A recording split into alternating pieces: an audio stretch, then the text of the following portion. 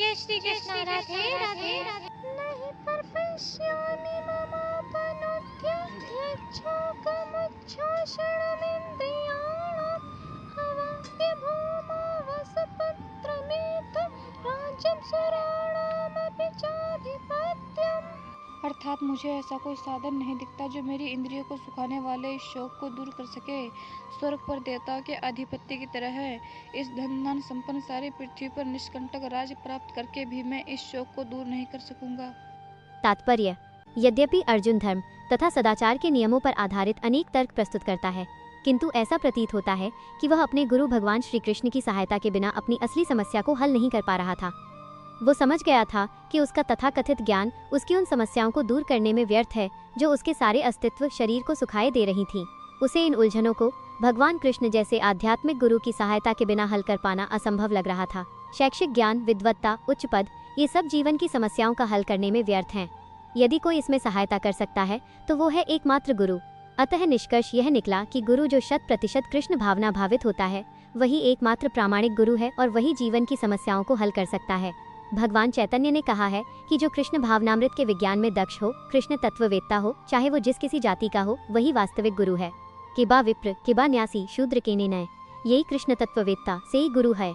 कोई व्यक्ति, चाहे वो विप्र वैदिक ज्ञान में दक्ष हो, निम्न जाति में जन्मा शूद्र हो या कि सन्यासी, यदि वो कृष्ण के विज्ञान में दक्ष कृष्ण तत्ववेत्ता है तो वो यथार्थ प्रामाणिक गुरु है। चैतन्य चरितामृत मध्य 8.128। अतः कृष्ण तत्ववेत्ता हुए बिना कोई भी प्रामाणिक गुरु नहीं हो सकता। वैदिक साहित्य में भी कहा गया है, षट्कर्म निपुणो विप्रो मंत्र तंत्र विशारदः अवैष्णवो गुरुर्न स्याद वैष्णवः स्वपचो गुरुः। विद्वान ब्राह्मण भले ही वो संपूर्ण वैदिक ज्ञान में पारंगत क्यों न हो, यदि वो वैष्णव नहीं है या कृष्ण भावनामृत में दक्ष नहीं है तो गुरु बनने का पात्र नहीं है। किंतु शूद्र यदि वो वैष्णव या कृष्ण भक्त है तो गुरु बन सकता है। पद्म पुराण। संसार की समस्याओं, जन्म, जरा, व्याधि तथा मृत्यु की निवृत्ति धन संचय तथा आर्थिक विकास से संभव नहीं है। विश्व के विभिन्न भागों में ऐसे राज्य हैं जो जीवन की सारी सुविधाओं से तथा संपत्ति एवं आर्थिक विकास से पूरित हैं, किंतु फिर भी उनके सांसारिक जीवन की समस्याएं ज्यों की त्यों बनी हुई हैं। वे विभिन्न साधनों से शांति खोजते हैं, किंतु वास्तविक सुख उन्हें तभी मिल पाता है जब वे कृष्ण के प्रामाणिक प्रतिनिधि के माध्यम से कृष्ण अथवा कृष्ण तत्वपूरक भगवद गीता तथा श्रीमद् भागवत के परामर्श को ग्रहण करते हैं। यदि आर्थिक विकास तथा भौतिक सुख किसी के पारिवारिक, सामाजिक, राष्ट्रीय या अंतर्राष्ट्रीय अव्यवस्था से उत्पन्न हुए शोकों को दूर कर पाते तो अर्जुन यह न कहता कि पृथ्वी का अप्रतिम राज्य या स्वर्गलोक में देवताओं की सर्वोच्चता भी उसके शोकों को दूर नहीं कर सकती। इसीलिए उसने कृष्ण भावनामृत का ही आश्रय ग्रहण किया और यही शांति तथा समरसता का उचित मार्ग है। आर्थिक विकास या विश्व आधिपत्य प्राकृतिक प्रलय द्वारा किसी भी क्षण समाप्त हो सकता है। यहाँ तक कि चंद्रलोक जैसे उच्च लोकों की यात्रा भी, जिसके लिए मनुष्य प्रयत्नशील हैं, एक झटके में समाप्त हो सकती है।